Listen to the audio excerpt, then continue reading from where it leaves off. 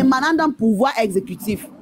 Et ce que j'ai démontré, c'est que quoi, c'est pas une décision. Pati, écoute-moi bien. Oui. Ce que tu as montré ici, ce n'est pas donné notre qui a dit que c'est faux ou c'est pas vrai. Ceux qui sont venus dire que c'est faux n'ont pas pu le prouver et débattre avec nous. Le débat est clos. Mais bien sûr, non, mais moi je comprends pas. Clos. C'est pour cela que je voulais pas faire monter Princesse, parce que je savais que si Princesse ou moi, elle va brouiller et on va prouver que parce que Princesse est montée, Modjan, vous n'êtes pas allé au bout. Modjan Princesse, non, il fallait, attends. Avec un faux profil, je veux voir son visage, je veux voir. Et tu sais pourquoi j'ai dit ça? C'est elle qui a commencé à me dire qu'on ne sait même pas où je vis. Hein? Qui ignore que je vis en Suisse? Est-ce que j'ai déjà caché? Qui ignore que je suis dans le canton de Fribourg? Est-ce que j'ai déjà caché? Je n'ai jamais caché ma vie. Mais Pati, tout le monde te connaît, même Rosa te connaît, Rosa te connaît. Mais voilà, donc moi je vais vivre avec un faux profil. C'était un faux débat. C'était un faux profil, dis donc, faut laisser, dis donc. Moi je veux que Rosa parle du sujet, le sujet que tu as amené ici. Elle n'a pas pu parler. Modjan, merci, tu as bien traité les bêtises.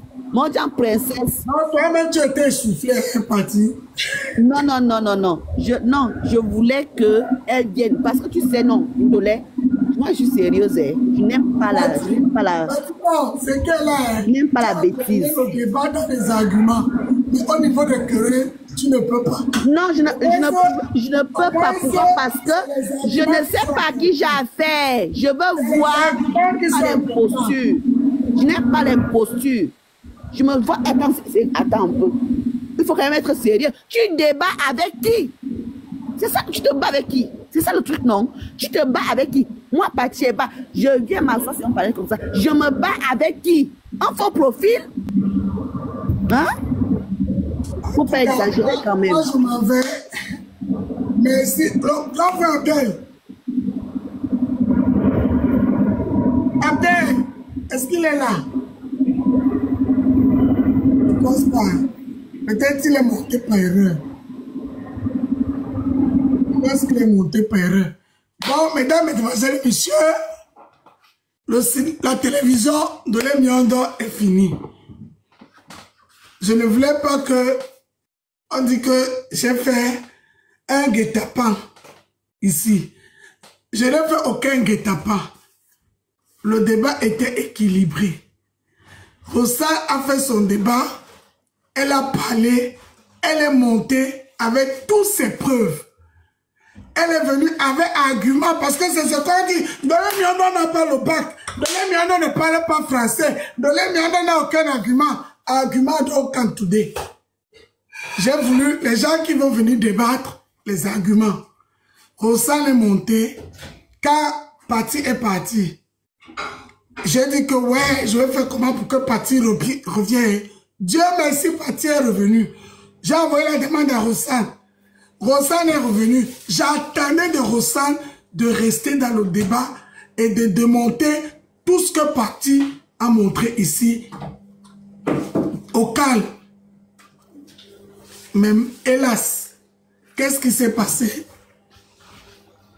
Attends, je vais tourner la caméra derrière. C'est qu'on va tout voir. Qu'est-ce qui s'est passé? Pati a fini de parler. Rosanne a fini de parler. Elle n'a pas laissé la parole à Pati. Pati n'a pas pu parler. Merci Kelly. Pati n'a pas pu parler. Et c'est dommage. Ça veut dire que vous là, qui êtes tous les jours, vous voulez les arguments. Les arguments. Donc vos arguments, c'est seulement chez de l'Emianda qui n'a pas le bac. On peut faire ça. On peut faire ça. En tout cas, merci beaucoup. Guerrier Kang. Merci beaucoup à Kelly. Merci à Pati et Kang. Merci à Master Rosta. Merci à qui encore les gens qui ont animé le live. Merci à tout le monde. Merci, merci, merci. Mais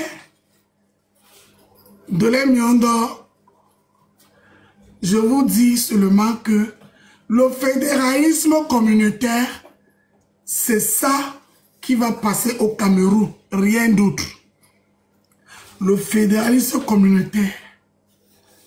Vous nous avez appris à faire le communautaire. Ne pleurez pas, ce n'est pas nous qui avons créé. Vous le faites depuis. Et on a vu que ça marche. C'est un exemple à suivre. Et on suit le bon exemple. Et c'est ça mon souhait. Sur ce, merci beaucoup à tout le monde qui était là. Merci, merci, merci. Je m'en vais me coucher 5 heures. Je m'en vais chercher mon agent de CAF.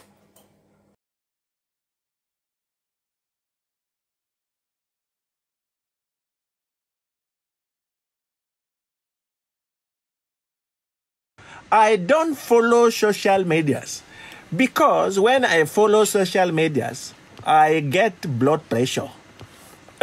Tinubu. Actuellement, là, si tu veux augmenter la pression artérielle de Tinubu, il faut lui parler de la CEDEAO. Tinubu dit, I don't follow ECOWAS matters because when you talk about ECOWAS, it gives me blood pressure. Donc, qui défend encore la CEDEAO, mes chers amis? Aidez-moi.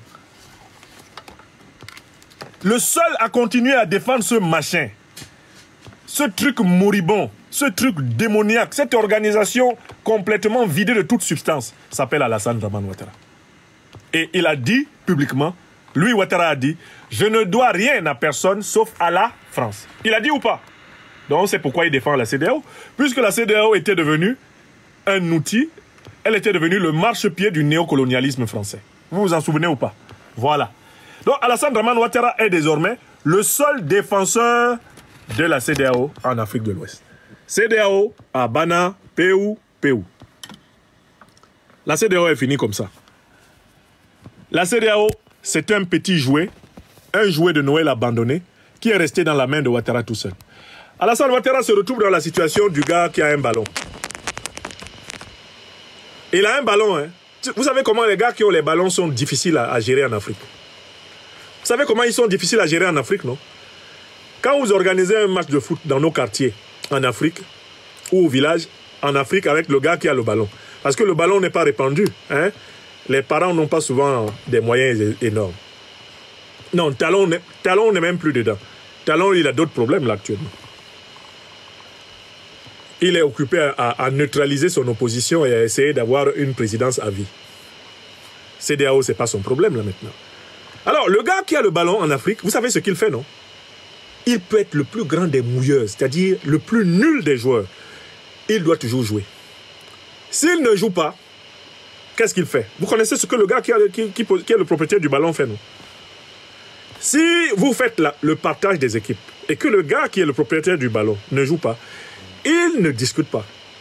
Il se penche, il ramasse son ballon et il commence seulement à sortir du terrain. Et tout le monde se met à courir derrière lui pour dire que non, viens, tu joues. Choisis ton poste, joue où tu veux. Vous connaissez cette scène? Alors, Alassane Ouattara, c'est le gars qui a le ballon. Sauf que le problème, c'est que les autres ont de meilleurs ballons que lui. Lui, il a un ballon de plastique. Alors que les autres ont de vrais ballons de cuir, des tangos solides. Hein? L'AES, là, c'est un ballon solide. Le président Assimi Goïta, le président Tchani, le président Traoré n'ont pas besoin du ballon percé de Ouattara. Donc, Alassane Ouattara, c'est le gars qui a un ballon. Il croyait que son ballon intéresse tout le monde. Et tout d'un coup, les gars le laissent. Il reste seul au milieu d'un terrain avec le ballon percé. Les gars vont chercher un autre terrain, un terrain gazonné, un terrain bien entretenu, et il joue là-bas. Lui, avec son ballon percé, troué là, son ballon nul, son ballon koyo là, il reste seul avec ça, dans un stade abandonné. C'est Ouattara Dramane. Alassane Dramane Ouattara doit chanter un chant qu'on a appris en Pays Bassa pour ceux qui sont abandonnés avec leurs conneries dans leurs mains. Il doit chanter ceci. Mentir nangwina mama mentir nangwino. Mentir nangwina mama mentir nangwino. Mais nous ni CEDEAO toyobati meo. Mentir nangwina mama mentir nangwino. Mentir nangwina mama mentir nangwino. La traduction en langue bassa dit ceci. Me voici calé avec la nouvelle en main. Personne ne veut recevoir la nouvelle. Ouattara a la CEDEAO moribonde dans ses mains. Plus personne ne s'y intéresse. On dit, reste avec ton ballon crevé. Ouattara Dramane joue à ça. Et il n'a pas compris que c'est ce message que John Mahamad Dramani lui adressait au moment de quitter Abidjan. Quand Dramani disait goodbye, Ouattara ne savait pas. Stay with your bad ball. Stay with your ugly ball.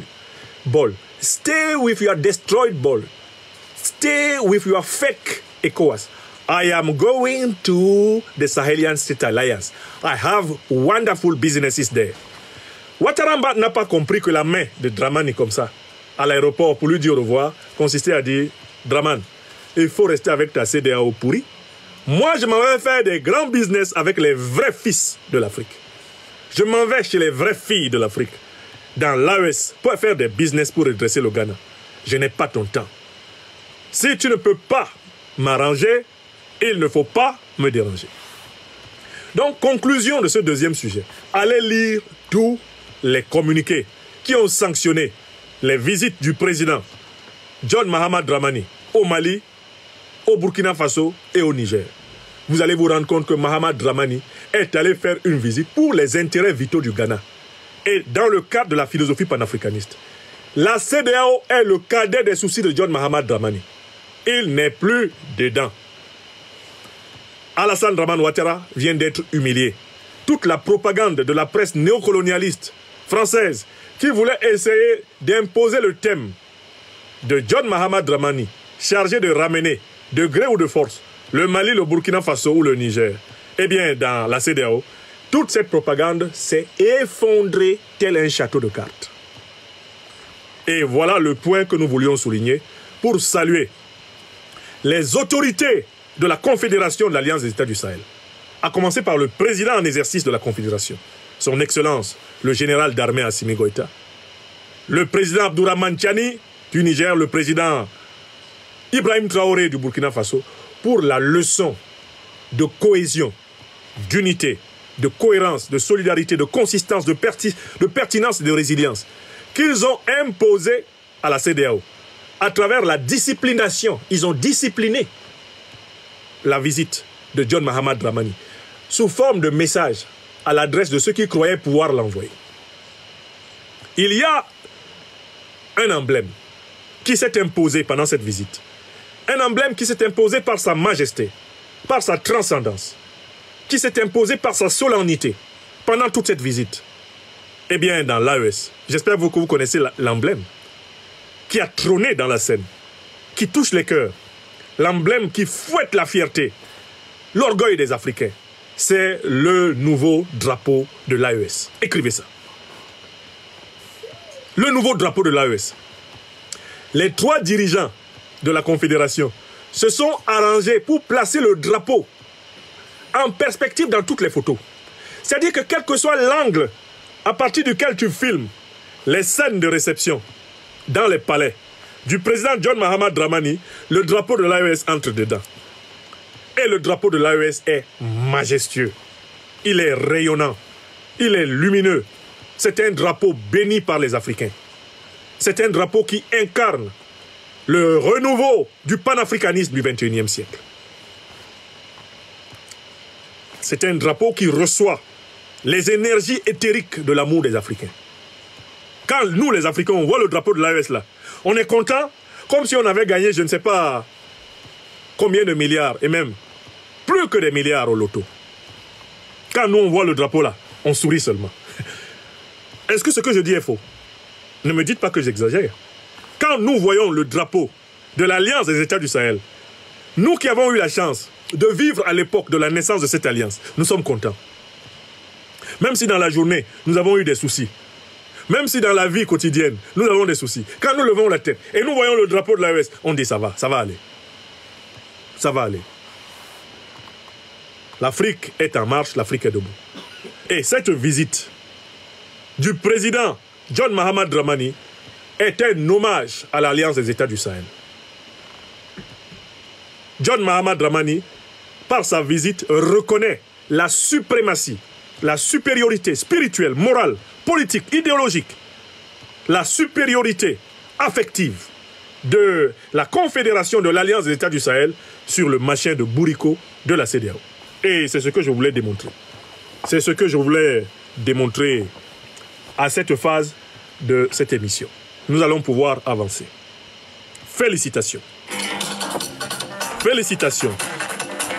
Félicitations à l'AES.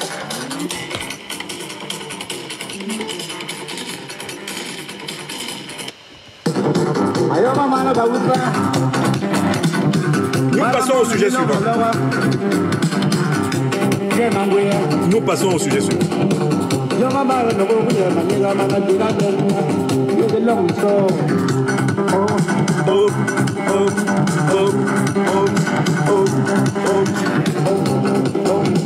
Vive l'AES! À bas la CEDEAO, à bas le néocolonialisme, à bas le despotisme, à bas l'impérialisme. Vive l'émancipation africaine.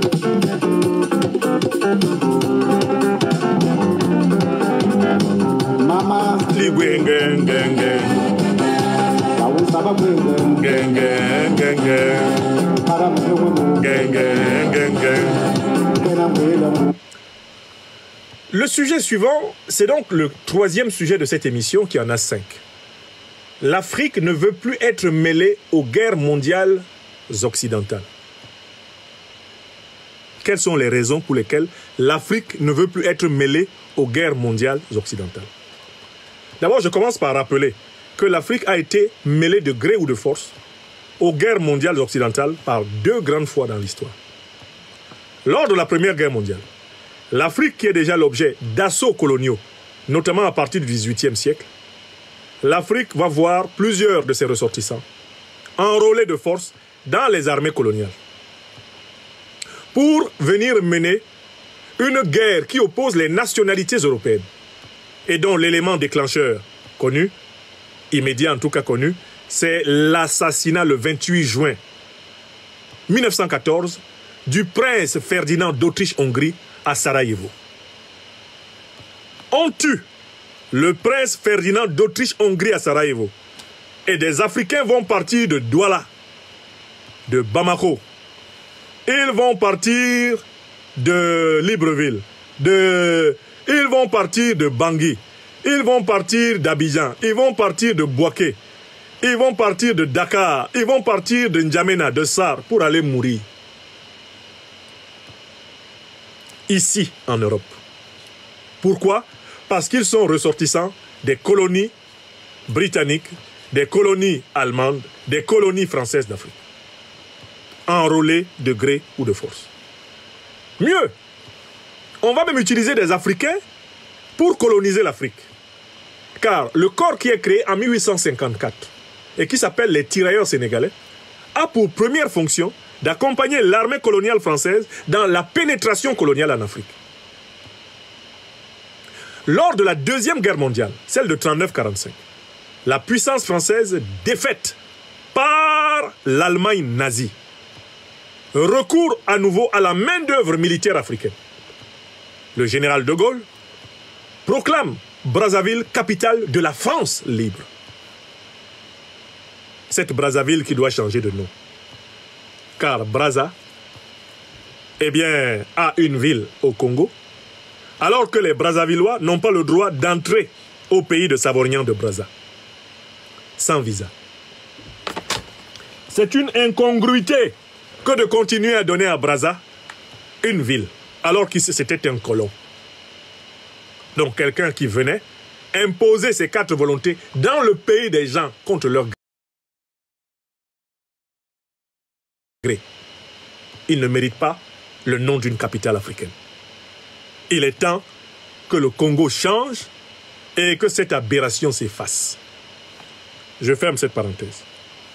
La Deuxième Guerre mondiale n'a jamais été une guerre africaine. C'est une guerre européenne dans laquelle les Africains ont été amenés manu militari. Pourquoi? Parce qu'ils constituaient l'avant-garde de l'armée coloniale française. Les ressortissants des 15 pays, notamment colonies françaises d'Afrique, qui sont enrôlés, vont servir de chair à canon de première ligne pour la libération de la France de la domination nazie. Or, à peine ont-ils obtenu ce résultat, permis à la nation française de recouvrer sa souveraineté, que lorsque certains d'entre eux vont demander à bénéficier du même traitement que leurs collègues français, blancs, et à bénéficier de la même souveraineté que la France qu'ils ont libérée a obtenue, ils vont se faire massacrer, comme ce fut le cas notamment à Thiaroye en 1944. Donc, il y a eu deux guerres qu'on appelle mondiales, mais c'était des guerres occidentales. Les Africains s'y sont retrouvés, comme chair à canon, contre leur volonté. Et là, au cœur de l'Occident, pèse désormais la menace d'une troisième guerre mondiale. Celle-là, courant le risque d'être une guerre nucléaire. Je rappelle que dans les deux guerres mondiales, on évalue à près de 2 millions de morts les Africains qui se sont sacrifiés pour les nations coloniales occidentales, les Africains qui sont morts entre autres pour la France. Quand on fait la somme, on approche un chiffre de près de 2 millions. Bien sûr que ceux qui ont bénéficié du sacrifice des Africains auront tendance à minorer le chiffre. Et ceux qui sont conscients de la grandeur du sacrifice des Africains auront tendance à le maximiser. Mais dans tous les cas, ce sont plusieurs centaines de milliers d'Africains, plus d'1 million, qui sont morts pour la France, à chacune de ces guerres. Leurs descendants constituent la majorité des personnes qui sont dans les centres d'expulsion et de rétention du territoire français. Les descendants des pays qui ont donné des troupes pour la libération de la France constituent l'essentiel des expulsés, des traqués, de tous les centres de rétention et de lutte contre l'immigration dans toute l'Union européenne. Ceux qui se sont battus pour que l'Europe soit libérée du nazisme sont les immigrés les plus indésirables du continent européen au moment où je vous parle. Bon. Dans ces conditions où, par au moins 2 fois, on a entraîné les Africains dans des guerres mondiales qui n'étaient pas africaines, mais qui étaient européennes, et où les Africains, eh bien, sont passés par perte et profit, une fois ces guerres mondiales achevées, la troisième guerre mondiale qui menace le monde à travers un conflit eurasiatique entre l'OTAN d'un côté et la Russie de l'autre, à travers l'Ukraine, dans cette troisième guerre mondiale, pour ma part, je vois encore une tentative d'impliquer les Africains. D'abord, on a tenté d'enrôler les Africains, physiquement. Je vous rappelle qu'il y a eu des échauffements entre les Ukrainiens et les Africains, lorsqu'à partir par exemple de la place de Dakar, l'armée ukrainienne a voulu recruter les Africains pour les amener combattre la Russie. Ça, c'est le premier point. Deuxième point, au moment où la Russie est en train de gagner sa guerre contre l'OTAN à travers l'Ukraine, et où le changement remarquable qui a eu lieu aux États-Unis rebat les cartes de l'équilibre de l'Occident, et au moment où on assiste à l'effondrement de l'OTAN, est en train de se reconstituer en Europe un bloc qui veut en découdre militairement avec la Russie. Mais le bloc qui veut en découdre militairement avec la Russie, de facto, si cela devait arriver, ce bloc entraînerait la situation militaire eurasiatique dans une guerre nucléaire. Pourquoi? Parce que dans ce bloc, il y a des puissances nucléaires comme la France ou la Grande-Bretagne. De facto, si le bloc qui veut aujourd'hui régler militairement les comptes à Poutine entrait frontalement en guerre avec lui en Ukraine, nous serions dans une guerre nucléaire. Et nous serions dans une troisième guerre de conséquences mondiales. Alors, comment veut-on impliquer l'Afrique dans cette affaire? Il n'y a pas simplement le fait qu'on va tenter de voir si on peut encore recruter des Africains pour aller mourir dans une affaire où, comme par le passé, ils n'ont rien tiré de bon. Non. La grande question que pose la guerre, c'est celle des moyens permettant de la mener. Vous savez que l'industrie de guerre est extrêmement boulimique en matières premières.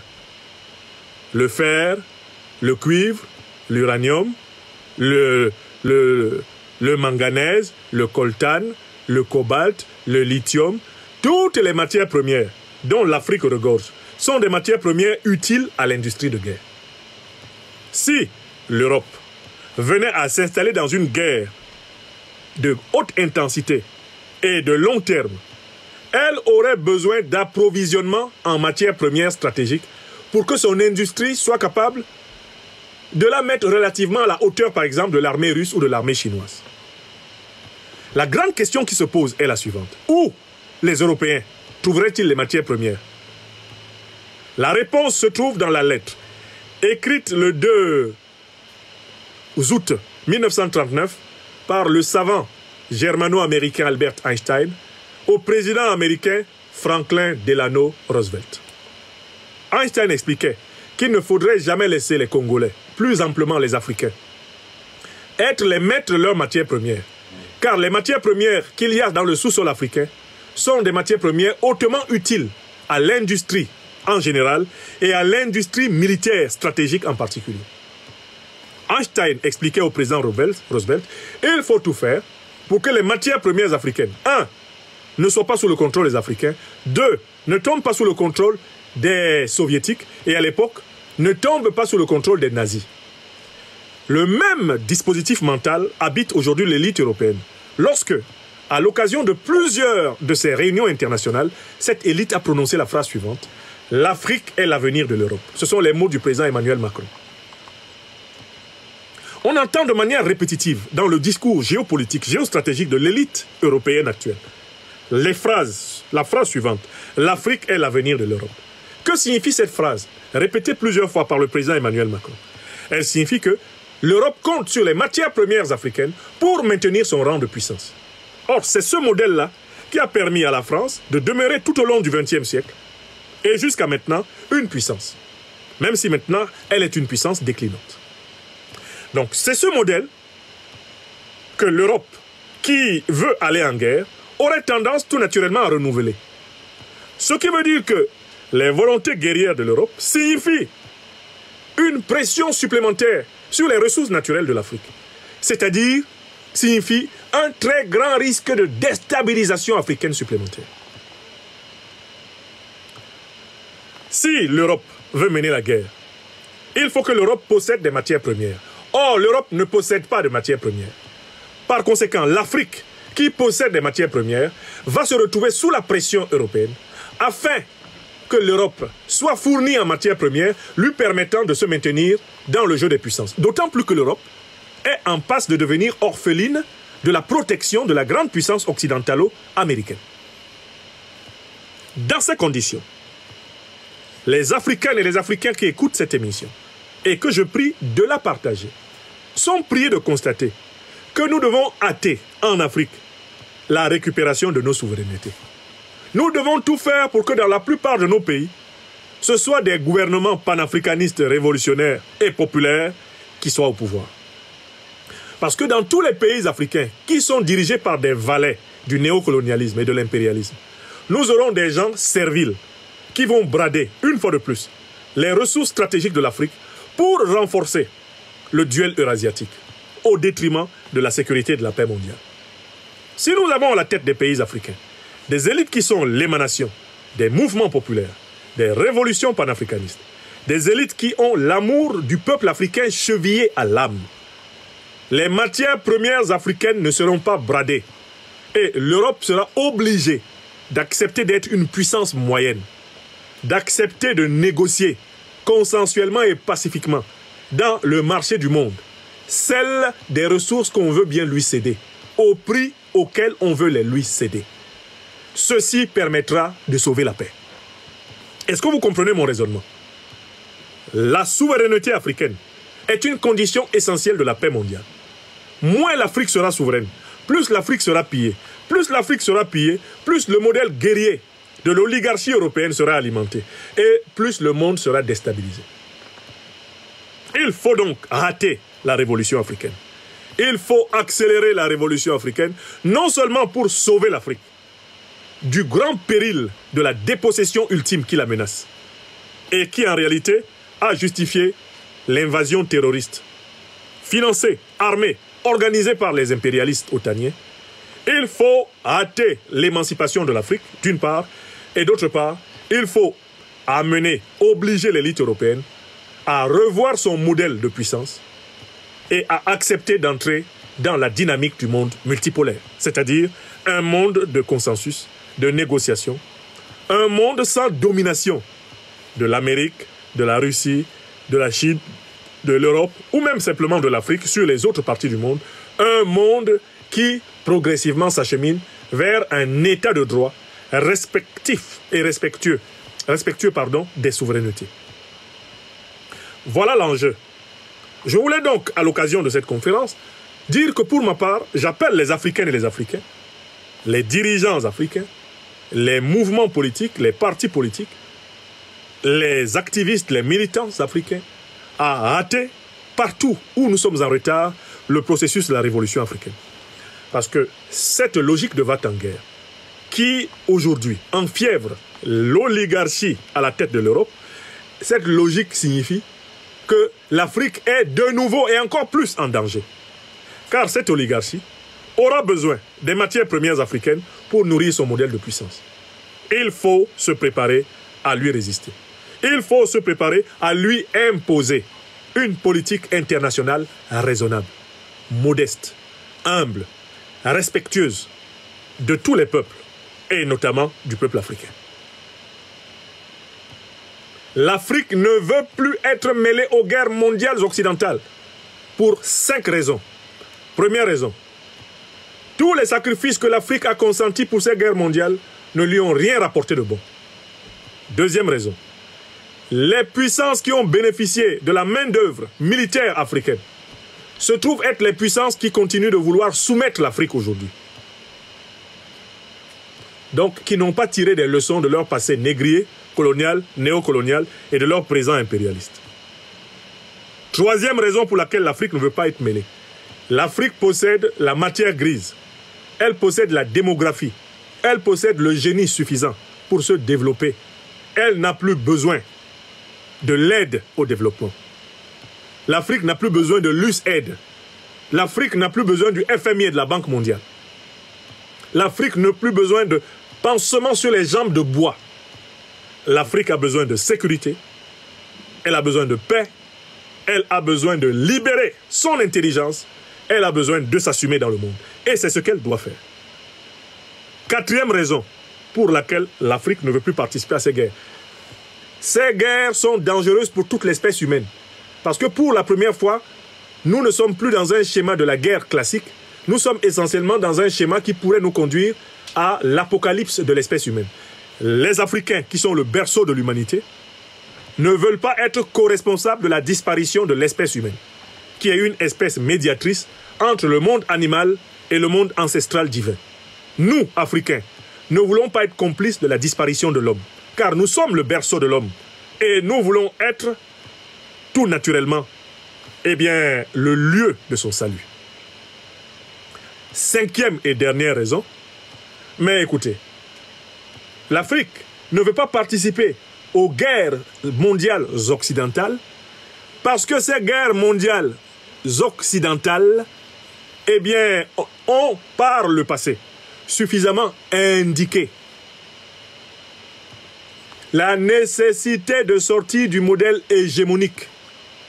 Elles ont été provoquées par des rivalités de puissance, des guerres de nationalité. Tout le monde sait aujourd'hui que le modèle dont la Terre a besoin, ce n'est plus le modèle d'une puissance qui domine le monde entier, ou un groupe de puissances qui domine le monde entier. On a besoin d'un modèle dit du monde multipolaire, c'est-à-dire un équilibre de puissance, des pôles de puissance entre lesquels des